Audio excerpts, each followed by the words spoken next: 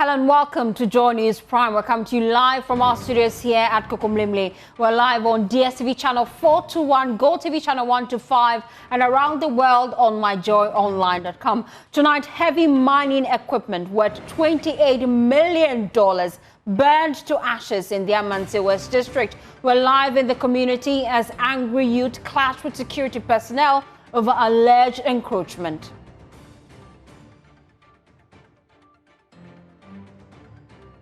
Also tonight, Ghana's no permit, no excavator policy in shambles as machines flood into the country through Port under the cloak of night, just 3 months after government outlawed their import without a permit. Also tonight, some foreign shops in Abosokan shut down today as the 48-hour eviction notice issued by the Abosokan Spare Parts Dealers Association expires. We have details as local traders meet with their foreign counterparts to decide the way forward. Remember, we are your home of independent, fearless, and credible journalism. It's a good time to take a seat and please be my guest.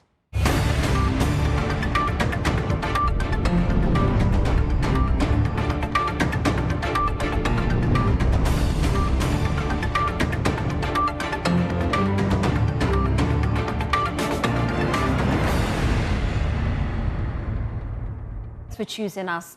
Tonight, heavy mining equipment worth $28 million has been torched on the concession of Asanko Gold Mines in the Amanse West District. The machines were set ablaze by angry youths who stormed the site and clashed with security personnel over the alleged encroachment. Excavators and other heavy-duty machines now lie in ruins. The incident comes in the wake of violent unrest in Mpatum, Abuabo and Isase, confrontations that have claimed 2 lives and left several others injured. Let's go to the community live now and speak to my colleague Clinton Yeboah, who's on the ground for us. Clinton, we appreciate your time here on Joy News Prime. You've been doing some checks. Do we know what started this standoff? Or we're just trying to reconnect our lines now to speak to my colleague Clinton Yeboah, who's on the ground for us. We're just learning that some excavators and mining equipment worth over $28 million has been torched in the concession of Asanko Gold Mines in the Amanse West District. And my colleague is on the ground just to give us updates as to what exactly happened. And once we get clear connection to him, we'll be speaking to Clinton Yeboah, who's been doing some checks to get information as to what exactly started this standoff. But whilst we wait for that, Ghana's bold move to curb illegal mining by banning excavator imports without permits appears to be unraveling, with imports suggesting machines are still flooding into the country, particularly through the Port under a cloak of night. Just 3 months ago, President John Dramani Mahama introduced the no permit, no excavator policy, aiming to stem the tide of these heavy-duty machines fueling environmental destruction. The ban was part of intensified efforts to combat galamsey, with Minister Joseph Bukari-Nikpe emphasizing that importers must secure permits from the Transport Ministry. The goal was clear, really: protect Ghana's water bodies and forest reserves from devastation caused by unchecked illegal mining. Yet, disturbing revelations indicate excavators continue to pour in, with the Minister Nikpe himself highlighting that over 200 machines arrive daily at the Ghana ports. We have so many excavators as are now. Specific numbers, we will do another press release to bring the specific numbers. But I have said this severally, that the port is to do business and it needs space to do business. Keeping the excavators in the port was not helpful to us. So all we did is to move all of them from the port to the military installations. So if you watch on daily basis, they keep updating me with the numbers that are being moved from the Tamale port to either Marshall camp, either 37 or Bema camp, or the 49 engineer regiment or the Teshi camp. If you go to all those military installations, you will see a number of the excavators. But I would have to, they have to update me since yesterday and today, the numbers they are taking out of the port. Mind you that our port services are supposed to run, or we are now running our port services 24 hours. So at all times, if you go to the Tamale port today, work is going on. So the excavators, some are being evacuated in the night, others are being evacuated during the daytime. The good news is that all of them are in the military installations we are talking about. So if somebody has seen excavators being moved from the Tamale port, it is just that we want to decongest the port, and we have space in the military camps. That's where we have arranged with the military to give us space to move those excavators there. Well, even for the few granted permits, their machines were supposed to carry trackers. But the Chief Executive Officer of the Driver and Vehicle Licensing Authority, Julius Nikwe-Kote, revealed that importers have found loopholes to strip or bypass the trackers, diverting the excavators to illegal mining sites. He spoke to our sister station, Asempa FM, 2 weeks ago. I think I'm saying, well, let's always pray for Jomani Mahama. Oh, look at this instance. We registered some excavators at the port. We tracked them. They said, no, that one, we didn't even register them, but we tracked them. Because they said they were going to Burkina. Hey, 2 a.m. and I got a call from one policeman. Yes, they've taken the tracker off, put it in an Uber car, and the car is going to Burkina, and they've directed the excavators. Remember a warning for registration of excavators. Within 2 weeks, we registered 5,902 excavators only in Ghana. That one in the system, and they've not been registered. So our second we do. Well, it appears the controls have failed, with the excavators still arriving in their numbers. Many cleared under the cover of night. Well, lead data analyst here, Johnny's Isaac Ofeje, joins me in the studio with details from our deep truth sources, what we know on the ground. Kofi, it appears that our laws are failing us again. At the port, and we are monitoring whatever that is going on. And in fact, since we released this footage or just visuals looking at the excavators being cleared from the port and the congestion we are seeing at the Tema Harbour, what we are getting is the public notice that was issued by the Ghana Ports and Harbours Authority on the 22nd of August. But we understand, and what we have is that we got the first hint on the 12th of August in terms of the clearance, the massive clearance of excavators from the port.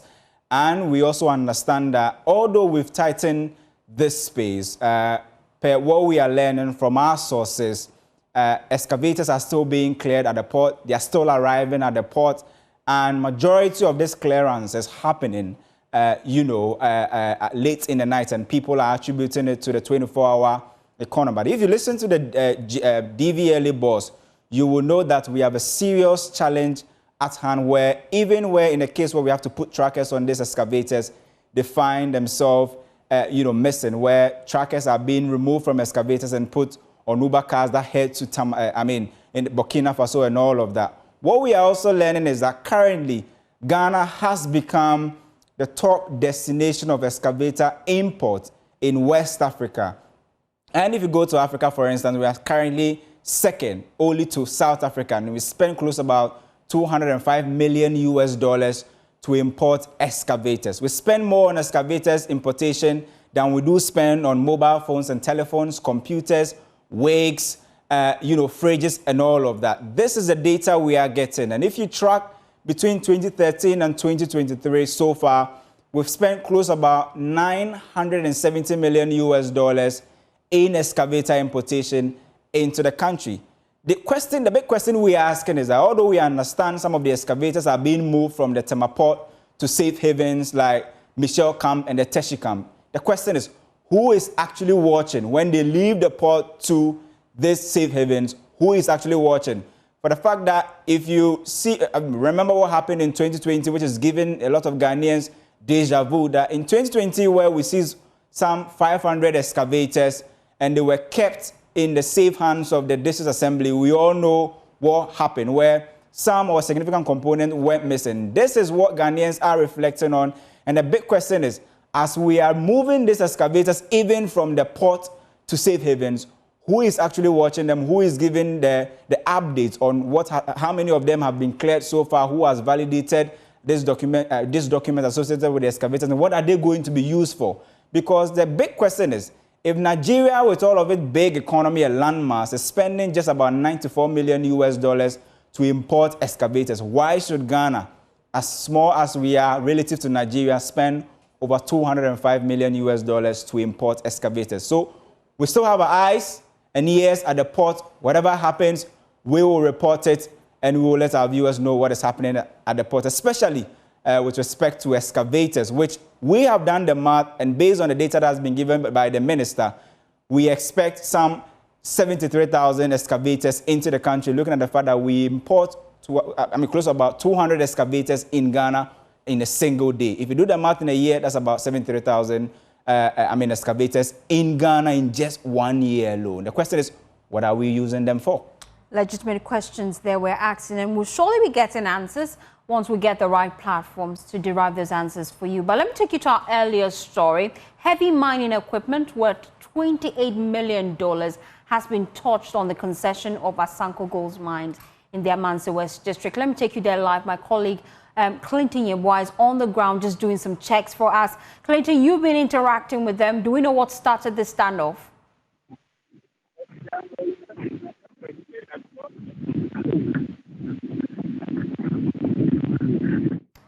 Clinton, can you hear me? I'm hoping your connection is better now. I just wanted to get updates. You're on the ground. You've been engaging some of the residents. Loud and clear now. I want to know the information you've been able to gather as to what exactly started this standoff. I can hear you loud and clear, Clinton. Hello? Oh dear. He appears not to be hearing me. We're reconnecting our lines to Clinton Yeboah just to give you updates on that. We're live in the community. We just told you that $28 million worth of heavy mining equipment have been touched. And we're just touching base with Clinton, who's on the ground, to give us updates as to what exactly triggered this. Once we get clear connection to him, we'll bring you that story. But away from that, some foreign shops in Abossey have been shut down today as a 48-hour eviction notice issued by the Abossey Spare Part Dealers Association expires. The local traders in Abossey are in a crunch meeting with their foreign counterparts to decide their fate in the retail market. The Spare Part Dealers Association on Monday raised concerns about how foreigners have unlawfully taken over their retail business as they gave the expatriates a 48-hour ultimatum to evacuate the retail market. That ultimatum, we know, expires today, and Adobe Asare returned to check the state of affairs in the market. She filed this report. 1, 2, and several other shops owned by foreign nationals at Abossey were closed today. This follows a directive from Ghanaian spare parts dealers in the enclave asking their foreign counterparts to suspend operations until a proper stakeholder meeting is held between local trade leaders and leaders of the foreign community. The directive, which took effect from Monday, September 8 through Wednesday, September 10, comes on the back of rising concerns that the activities of foreign traders are putting undue pressure on local businesses. While some foreign shop owners complied, others kept their shops open. When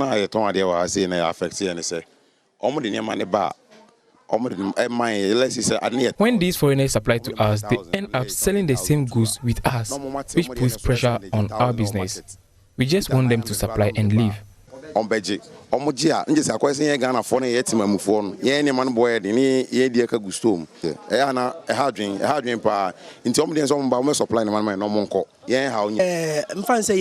last and then we raised that concerns there. So from that, no more time say they were giving up to today to close their shop, but we can see some of their shops are still open, so we want answers. We don't know, so he answers. Out of respect for their leaders and in the interest of peace, the Ghanaian traders refrained from confrontations or altercations with their foreign counterparts. Instead, they chose to wait patiently for the outcome of the discussions between the two groups. Let's explore this further here on Joy News Prime. Let me bring in Takiado. He speaks for the Spare Part Dealers Association. He joins us live on the lines with more. I just wanted to get updates on the outcome of your meeting with the foreign counterparts. What resolves have you reached today? Oh dear, we seem to have lost him. We're just reconnecting the lines to get his thoughts on what has transpired today. We know that they're in a crunch meeting just to decide the way forward for the foreign nationals. We also want to find out from him the implications, especially for some of these nationals we're told are from Nigeria.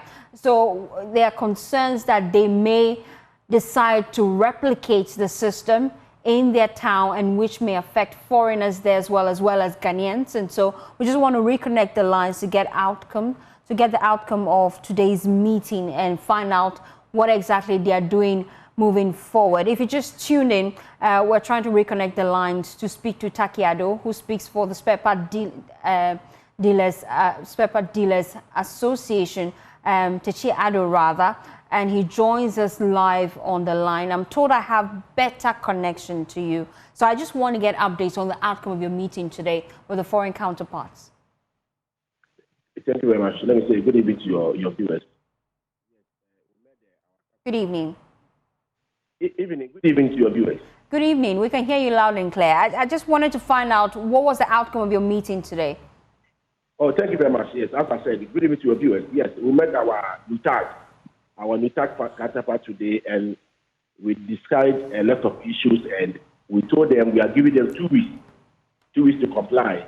So after the 2 weeks, then we will know what kind of action we are going to take.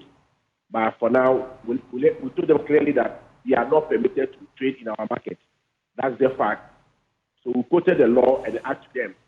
They understood everything, but then we gave them 2 weeks. So after 2 weeks, then we know the roadmap, the action we are going to take. But what happens to their shops? Some of these nationals have paid for 5 years, 10 years rent. What happens moving forward? What arrangement do you have to ensure that their investment do not go to waste?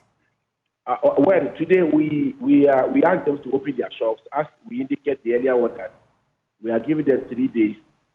Today is the Thursday, so this morning I communicated to their leadership and they opened their shop today. But then, as I said, we discussed a lot of issues in closed doors without the presence of the media. So we gave them 2 weeks. So after the 2 weeks, we'll meet them again. Then we know where we are heading. But then we told them the law is very clear because we don't hate foreigners, but we are saying that the law is working. Let the law work. The law says they should go there outside the market, which is the outskirts of the market, to go and do what? The retail, wholesaling, but not to retail. That's the bottom line of the whole issue. They understood. So after 2 weeks, we'll meet them again. They will sit down. They will know where we should go. And then the major concern for most of the consumers out there is the cost of your goods and services far outweighs that of our foreign counterparts, even though you source from the same wholesalers. And that's a big concern for most consumers. How do you plan to ensure that your prices at least come down to a reasonable amount for consumers to purchase from you? Yes. Now you see, as you are saying that we purchase the same goods from the same source. But the whole thing is, when you go to the Nigeria port in Nigeria right now, the percentage they are 15%. But in Tamale port, the same percentage they are using 5%. When in Nigeria, their interest rate is less than 20%. In Côte d'Ivoire, is 7%. In Ghana, the interest rate is 30 to 40%. Just compare the two. It's a big gap. So nobody should blame the citizens. But because of the failure of our successful government. But now, because of the dollar is now, at least, the city is now getting strength. We have now realized there's a little reduction from the import duty. But not all the items. But even with that, the major concern is, even though we are seeing gains when it comes to the city for months, the price of goods and services still remain the same. But not all paper. But even though the way we are anticipating that the goods and service or the spare parts duty will come, the price will come down. It's not the way we want it. But some of them have done the justice to what our directives. When it comes to Abosoka, for instance, there's a lot of people, they've reduced their goods, their spare parts. But some of them still remain the recalcitrant to do so. We don't know the reason why they are doing that. But we are still talking to them. We are still talking to them that they need to consider Ghanaians how they are going through. They need to at least give the government at least a little relief, because government is supporting us from 17 cities to now it's 12 cities. They need to consider the people of Ghana. So we are still in talks with them. Yes, the major issue is that foreign nationals, they are not supposed to retail in our local market. That's the act. The act makes it clear to everybody. Thank you so much. We'll communicate to the media again. Okay. Thank you. We appreciate your time here on Joy News Prime. Away from that, Ghana has condemned Israel's airstrikes on Qatar, describing them as unprovoked, a violation of international law and an assault on Qatar's sovereignty. The Foreign Affairs Minister warns the attacks risk derailing fragile peace efforts between Israel and Palestine.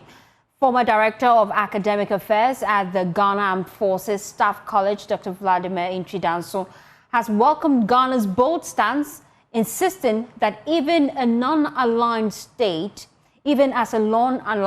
the country must be forthright on such international issues. Since the Gaza war started, I have not been very happy about the way Ghana has been quiet without making any statement, and we are even guarding Israeli interest in Ghana. It's unfortunate. We need to be forthright in our foreign policy. If we say we are not aligned, it doesn't mean there's no way we can be positive in international relations. Israeli defiance on international law is debilitating. It's very annoying, and we have waited. This attack is way beyond any imagination. So I'm very happy that finally we have been able to, one way or the other, show our anger. In the 70s, there were similar situations when the occupation of the Arab lands created a condition where Africa could not take it any longer. Africa severed relationship with Israel, and I think Ghana was at the forefront. We asked the Israeli ambassador to leave Ghana because we could not just look on when people were just being massacred, and there was kind of colonialism, a kind of imperialism in the 21st century. So we did that, and I was wondering why Ghana would not take the forefront in asking the whole world to condemn Israel and even take positive action to ensure that the war ended. So this coming at this time is very, very important. Well, let's explore this further. Join me now is Dr. Vladimir Intridanso. He's joining us on the phone lines as we explore the conversation further. Doc, you want Ghana to be forthright at condemning geopolitical politics, but is that not going to put us in a very difficult position against some powerful states? Well, it depends on how you look at it. Are you saying if your foreign policy is geared towards multilateralism, global justice, global development, and one part of one country or some group of countries are trying to jeopardize this kind of very good international direction, you would keep quiet? I mean, yes, hitting hard against a strong country does not mean that, you are always going to be punished. You rather get some other countries to support you. Nkrumah did it, and we got independence for several African countries within few years. When Nkrumah hit them hard in 1956, by 1960, more than 33 African countries had gotten independence. Well, he bought the brunt of it, but then at least Africa was emancipated. And that is what has been part of our foreign policy. Diplomatic offensive. Of late, government upon government after Nkrumah have played it soft, trying to play it cool. I was mad, for example, quite recently, when we were at the forefront of the fight against LGBTQ+. Unfortunately, only a few weeks ago, when there was a vote on it, Ghana abstained. And I asked myself, what kind of foreign policy is this? So, I am for a foreign policy pivoted on the cultures of what we have established for this country. Pan-Africanism, non-alignment, good neighborliness, and multilateralism.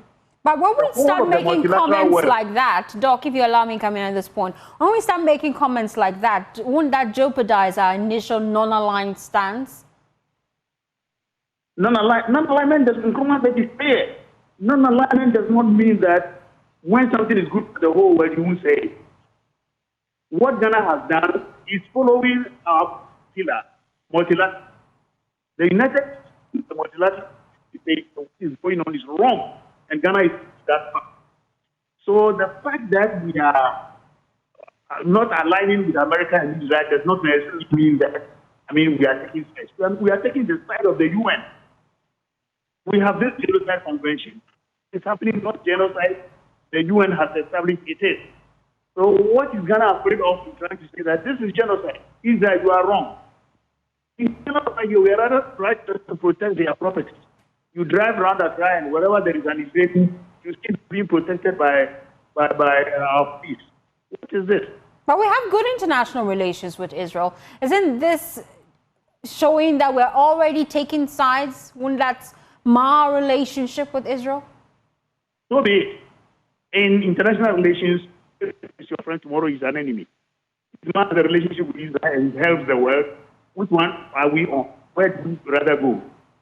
I would prefer a situation lift the world from chaos rather than pleasing Israel to massacre people. 64,000 people have been killed. If you have been seeing the pictures, look at children dying out of hunger. And then we have rather driven away the UN from Gaza. But the UN people of subsistence. So how long can we continue like this? Thank you so much, Doc, for your time here on Joy News. You are very welcome. Now you're still watching Joy News Prime. When we return, we'll tell you how dismissed workers of the Ghana Water Company Limited have called for the termination of their contracts as an injustice. We'll give you details after this quick turn.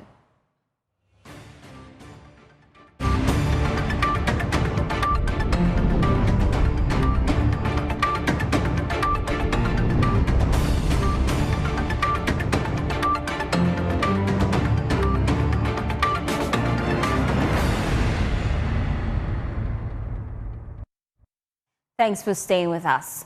Dismissed workers of the Ghana Water Company Limited have called the termination of their contracts as an injustice, taking to the streets in protest. The trainees whose contracts were suspended 8 months ago say they were abruptly let go despite months of service. Clad in red and wielding placards, they insist they are now bearing the brunt of Ghana's harsh economic climate.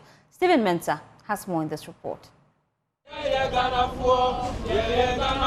For these former trainees, life has come to a standstill. They insist their termination is not just about losing jobs, but about being denied the long-term employment they were promised. Life has been terrible to some of us. I think I would say all of us. Most of us has resigned from our previous works just to take Ghana Water job. And then we work for 2 months, we've been suspended. They haven't paid us till now. I'm from Takoradi. I was posted to Kumasi and I had to go rent a place and stay there until date. I'm stuck in Kumasi. For months, they say they dedicated themselves to serving the Ghana Water Company. With contracts abruptly suspended, they feel abandoned, trapped in an economy that provides little relief. I did my service here at Ghana Water. So after service, I applied for the job, and then I had the letter to come for the interview, and then I passed, and then I started the work, and then this happened. I do little business here and there, so that's what I survive on. I rented a house of 15,000 Ghana cedis, and the people are chasing me every day for their money. Why am I going to get the money to pay them? I always keep on telling them that, oh, they will call us back and they will pay us and I'll pay you. And that has not happened. Management, represented by the Chief Human Resource Manager, received their petition promising a review. But for the workers, time is running out. After 8 months without income, many say they are struggling to provide for their families. We have kids at home.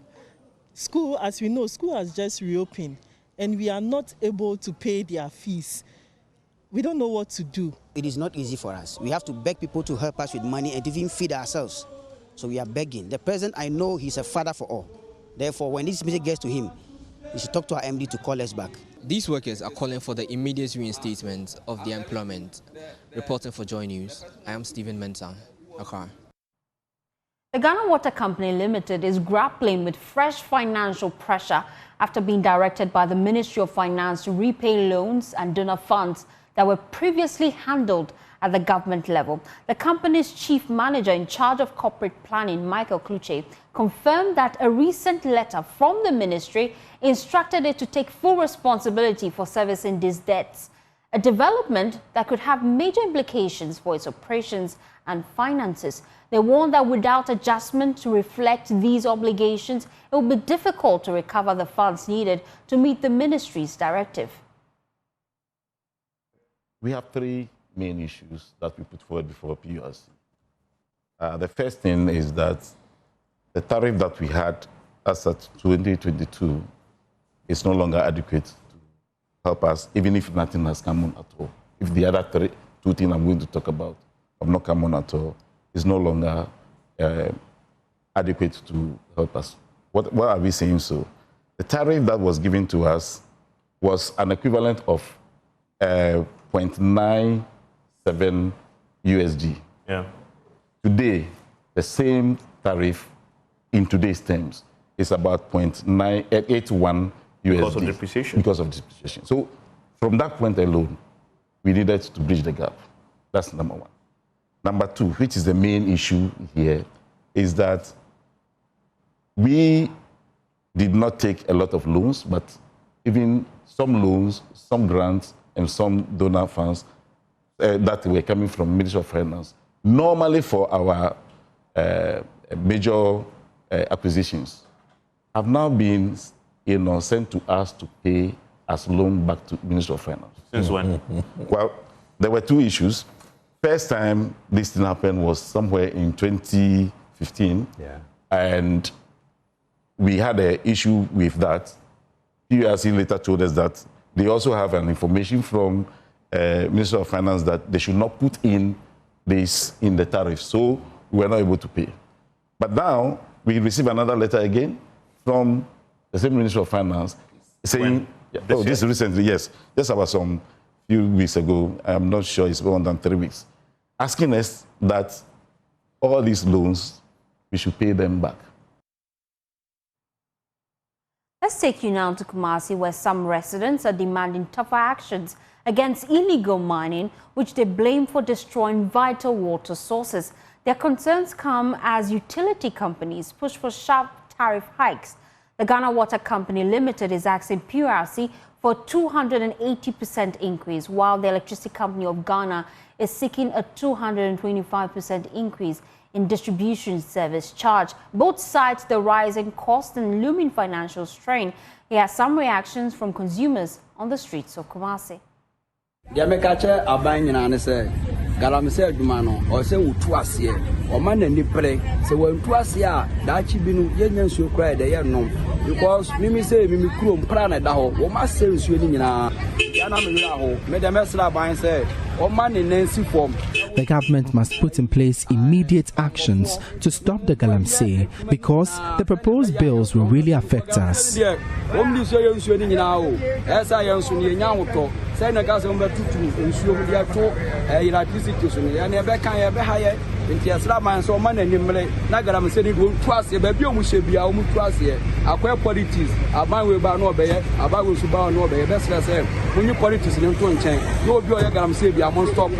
increase the bill of the electricity to affect the citizen. No, they should consider the citizen and the ECDC and the government supposed to sit down and discuss and find a way out of it. That is the best thing I can say from now, because to increase the bill, a lot of Ghanaians, we are going through a lot of financial crisis. One of the best things is to sit down and the ECDC board to sit down with the government and to find a way to settle the case. I only sell water. If they increase the cost, it is really going to affect me.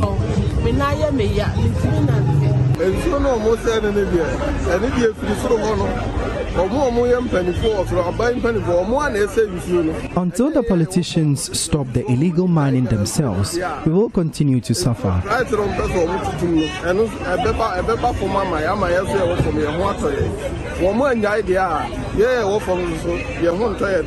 Let's take you now to the Bono East region, where residents of Kintampo North are enduring a daily struggle for clean drinking water, while deplorable roads cut them off from schools, hospitals and markets. Local leaders warn this double burden is choking development, and as Sabit has more in the following report. The Kintampo North municipality, known for its vibrant culture and agricultural potential, is being strangled by a lack of two most basic necessities: water and roads. For the people living here in communities like Benkrom and Tairukra, it feels like the end of the road. A place where the daily struggle isn't for luxury, but for survival's basics: a drink of clean water and a path to market. Member of Parliament for the area, Joseph Kumajakala, shares the struggle the people here go through. From Benkrom down to Tairukra Mahamakura, by March of every year, the Honorable Member of Parliament will have to be carrying tankers, water tankers, to supply the communities with water. The most pressing crisis is hydration. The absence of potable water is not just an inconvenience, it is a public health emergency. And this year, for instance, when basic schools were undertaking sporting activities, we had to supply them with water tankers throughout the municipality.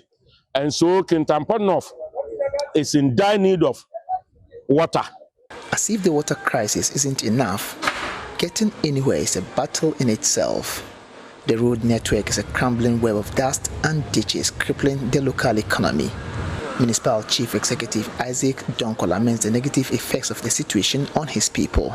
Since 1992, I can tell you that there is a small portion of Kintampo, which is less than 4 kilometers, that has tarred roads. There are other development challenges. Apart from the road network internally, recently, when you go to the Mo area, they were almost cut off during the rainy season to go to the Mo area. But is there hope on the horizon? The government says yes. Regional Minister Francis Osuantwi acknowledges the problems and says steps are being taken to change the status quo. With regards to inner roads, yes, the government has approved some of them under the big push. So I shared this good news with them. With regards to their water issue, under the Common Fund, the Assembly has allocated 5 mechanized boreholes to support the water system in Kintampo. For now, the people of Kintampo live between the promise of tomorrow and the harsh realities of today. They have heard assurances before. Their question is simple: how long must they wait for the change that flows from a tap and paves the way to a better future? Anna Sabit, Joy News, Kintampo. To politics now, 3 candidates have successfully filed to contest the Tamale Central Constituency by-election set for September 30th. The by-election follows the tragic death of the sitting MP Dr. Murtala Mohammed in a helicopter crash. The NDC, PNC and LPG are now in the race, while 2 other aspirants who picked nomination forms failed to file. There's more in the following report. The Electoral Commission has confirmed that 3 individuals will be on the ballot for the Tamale Central by-election on September 30. They are NDC's Professor Alidu Seidu Mahama, LPG's Ibrahim Mohammed Hafiz, and Alidu Mahama Nasiruddin for the PNC.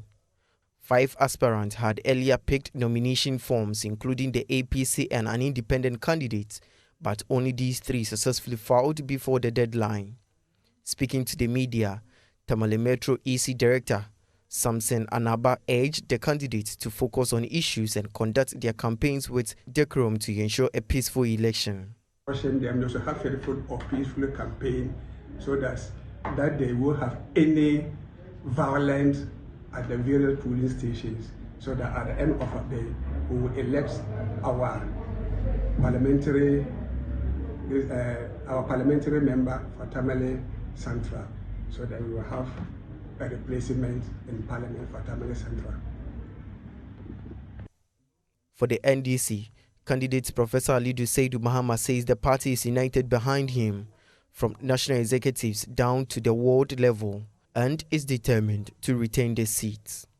Once we decide to hit the ground running, with the support of my executives, with the support of my ward coordinators and then branch executives and then the regional executives, I think national executive, I think we are going to pull all the crowd that we need to be able to win the seat.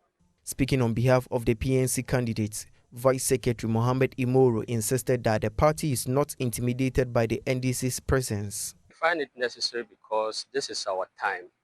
This is the time for PNC, and this is the time for Nasruddin to come and save the people of Tamale Central. And we need nothing but victory. And inshallah, we are assuring everybody that come 30th, PNC is going to be. With campaigns officially underway, voters in Tamale Central are now prepared to decide who takes over representation in Parliament after the sudden passing of their MP. Government has begun rehabilitating key irrigation systems within the Southern Enclave to strengthen the nation's food security drive. Speaking to Joy News at a stakeholder engagement in Accra, the Minister for Food and Agriculture, Ernest Opoku, outlined government strategy anchored on economic growth and the Feed Ghana program. Mambi Sefa Kote has more. At the Council for Scientific and Industrial Research Policy Institute in Accra, peasant farmers convened to discuss strategies for securing the nation's food supply. The sensitization and awareness workshop drew civil society organizations, policymakers, and community representatives on adopting the new 10-year Comprehensive Africa Agriculture Development Program framework dubbed Kampala Declaration, Economic Community for West Africa Agricultural Policy. Speaking at the event, Minister for Food and Agriculture Ernest Opoku outlined government interventions aimed at improving irrigation to strengthen food security. Without irrigation, it will be difficult for Ghana to have food security. And so as part of the measures under the Feed Ghana program to boost food production, ensure food security, and then engender economic transformation, we want to provide irrigation to cover land area of 100 hectares and allocate the land to the farmers for them to produce the food all year round to support processing and then the 24-hour economy. So now we are rehabilitating existing irrigation infrastructure, including Ashamai, including Aveime, including Wita, including Via, and several others across the country. And then we are also constructing new ones. In fact, in the coming weeks, I will be in Ashanti region to cast sword for commencement of irrigation development in Enunumso, Wemu, and several other communities around that enclave. President of the Peasant Farmers Association, Wipia Ado Awao, said the association will closely monitor government's plan to ensure they benefit its members. We are very happy with what he has said. The only thing, like I said, is that once we are on the ground, we'll monitor to see, and we expect to see that on time, because the farmers are ready to go into production to support government to increase food supply in this country. And that is why we made a point earlier that if you look at inflation coming down, the component of food inflation is what is driving the general inflation down.